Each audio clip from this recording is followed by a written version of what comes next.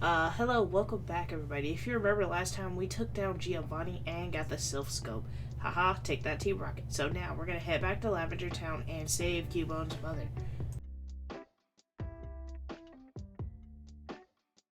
Okay, first things first, we gotta head all the way back to Lavender Town, and boy is it quite the trek, especially since the guards won't normally let us through. A lot of the shortcuts in this region. But anyway, we decided to stock up on some stuff before heading all the way up the tower. And boy, I'm pretty sure that our character has ran at least 20 miles already. But anyway, let's make it to the top of this tower so we can take on Cubone's mom.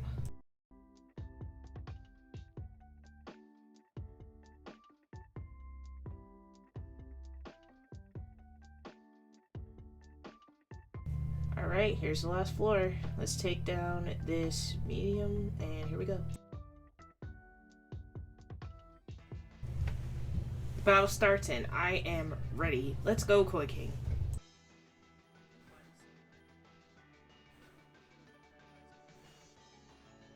Koi King absolutely slaps her. She stood no chance. Also, you kinda can't catch her, like, at all. Right? Now we're just gonna head up the stairs, and oh boy, look at all those Team Rocket members. Well, we're just gonna take care of every single one of them.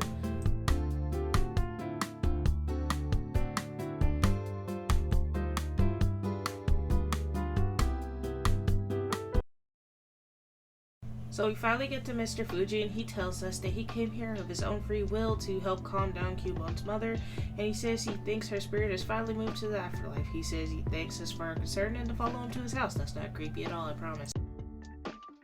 He then proceeds to give us the Poke Flute, so you know what time it is. It's Snorlax time. Let's go.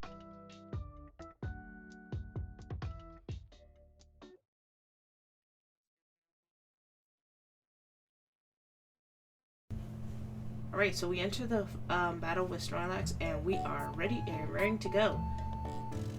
He starts off by going to sleep, as expected of Snorlax. So we lower his HP while he's sleeping. So we throw our first Pokeball. He does not care. He's upping his special defense, but little does he know that Koi King is a physical attacker. Second Pokeball, failed. Okay, he's just buffing himself. Third Pokeball, it looks good, and he's out. Alright, I see how this is gonna be.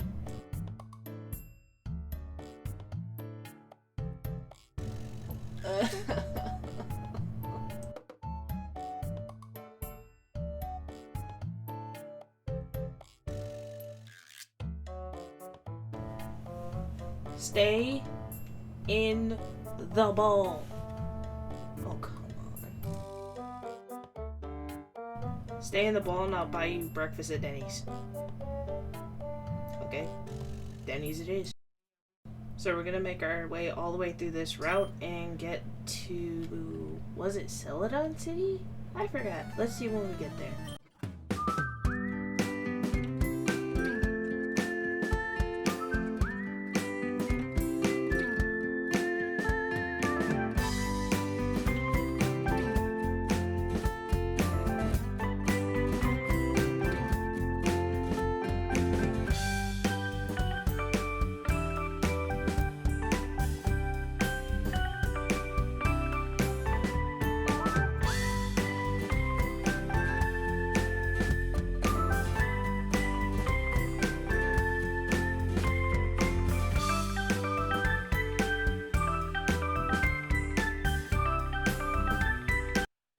It was, Fuchsia. We were headed to Fuchsia City. First thing we're gonna do is we're gonna head in here and talk to this person, and she's gonna give us a better fishing rod. Then we gotta do a mandatory trash check before we leave.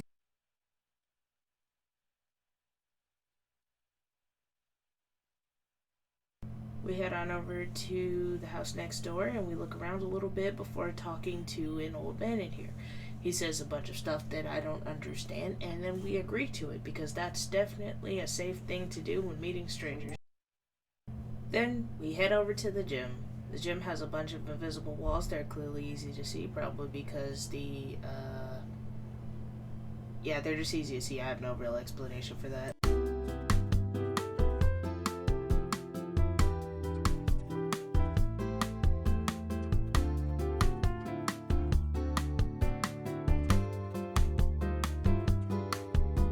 Alright, we finally made it to Koga. I look around a little bit before walking right up to him. He laughs maniacally and tells us that we are a child and we will learn to spare of his poison techniques. And I'm like,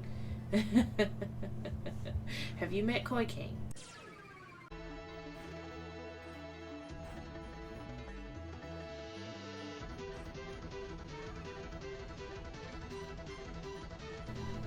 Koi King absolutely slaps every single thing on his team.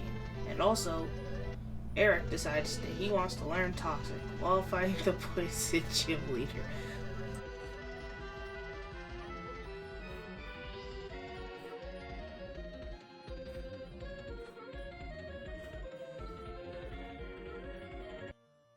There we go, we earned the Soul Badge. And also, he lets us use Surf. And also, he gives us the Toxic TM. Thank you. But Eric is already ahead of your game. After beating Koga, I decide that it's finally time to evolve my Jigglypuff. He has learned everything that he needed to learn before evolving. So, here's Lol's big moment.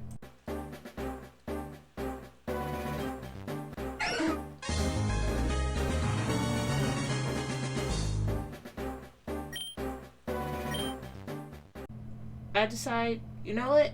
Why not just make my entire team fully evolved? So now it's Eric's turn.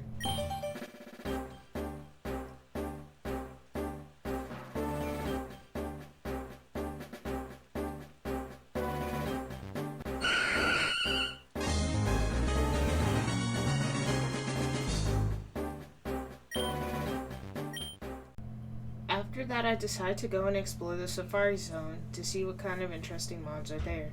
I'm also sure this is where I get the Surf TM, which I need to get to the next gym.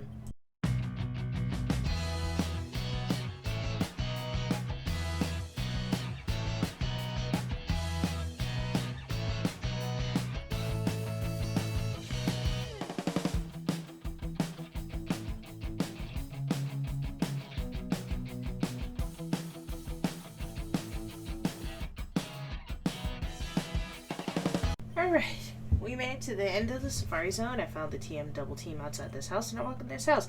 He tells me I'm the first person to ever reach the secret house, and he gives us exactly what we've been looking for, the TM Surf. So, we'll head on our way. Very funny, we also just ran out of time.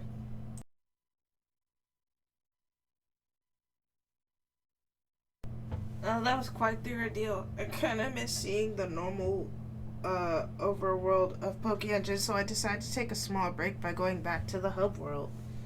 There's a lot of different regions in Pokengine, what makes it, and that's what makes it really, really interesting. I didn't even scroll to the bottom of the list. There's a ton of regions.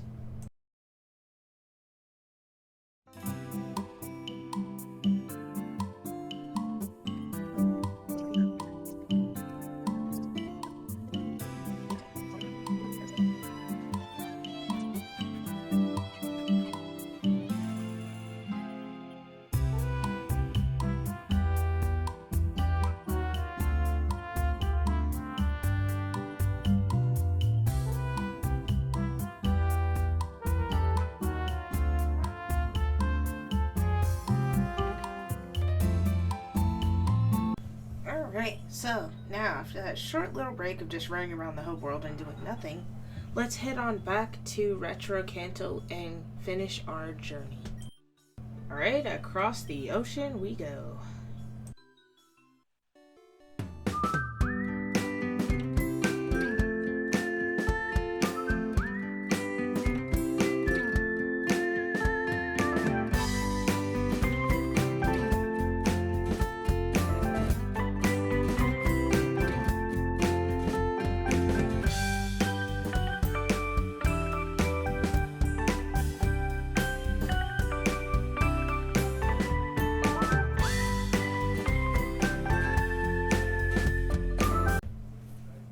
We make it to the Seafoam Islands, and if I'm not mistaken, from my childhood, this is where Articuno is.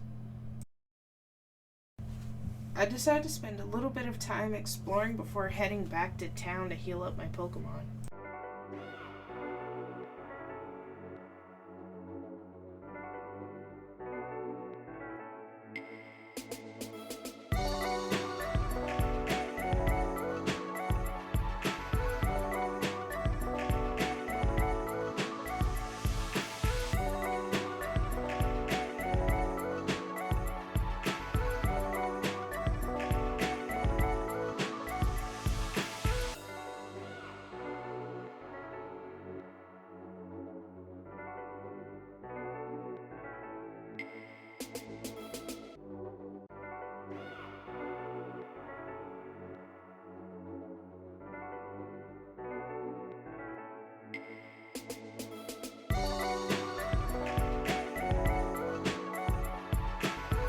I got back to town and decided to After getting back to town, I decided to look at my boxes and see some of the Pokemon I caught to see if they were any good. In my rush to get to the bathroom, I accidentally sent Sato to box 1.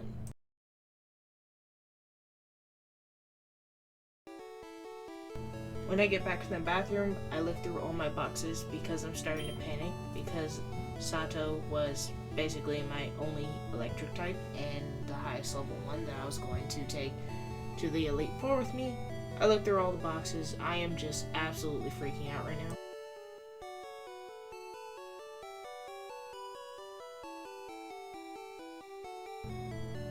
I'm absolutely frazzled. I'm losing my mind and I'm slightly upset. I exit the box and I'm like, okay, maybe it's a glitch. So I re-enter the box and he's still not there. I have no idea what to do. I'm devastated, and then I convince myself that, well, the only thing to do is to catch another Pikachu. Not paying attention, on my way to get supplies at Vermilion City, I accidentally spend all of my money on ice heals thinking they're Pokeballs. Thank you, menu glitch. I'm just not having a good time. I lost Sato, I ran out of money, I have to walk all the way back to get my Pikachu. I'm just dying inside right now. I'm absolutely incredibly upset at this game right now. I am in such a state of shock that I even try reloading the game to try and undo the mistake I've made. It didn't work.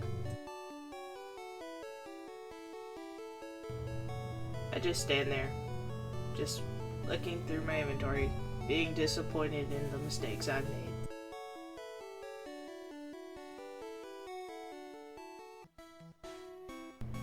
I make it back to Viridian Forest and the hunt for a better Pikachu begins. Strap in. Sato may be gone, but the dream is still there. We're going to take Pikachu to the Elite Four in Sato's memory. So I refuse to give up, no matter how long it takes. I'm going to find a very strong Pikachu, and we're going to take it all the way to Elite Four and absolutely decimate them.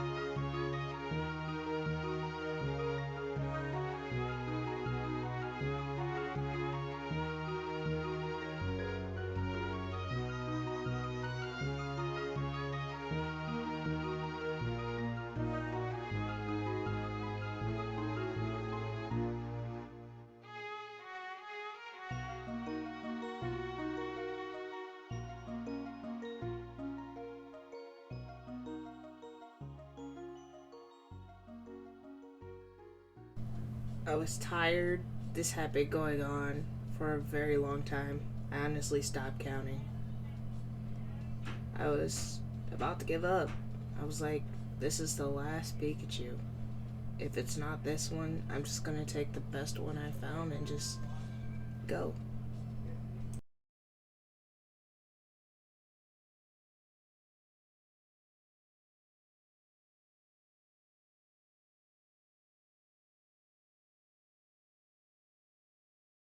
I finally caught her. I swapped her out for the old Pikachu, and I decided to take a look at her stats. They were great. She was good enough to take to Elite Four. So, in honor of Sato, I nicknamed her Sato too. So now we can continue our journey. Hopefully, I learn from Sato and won't make any more mistakes.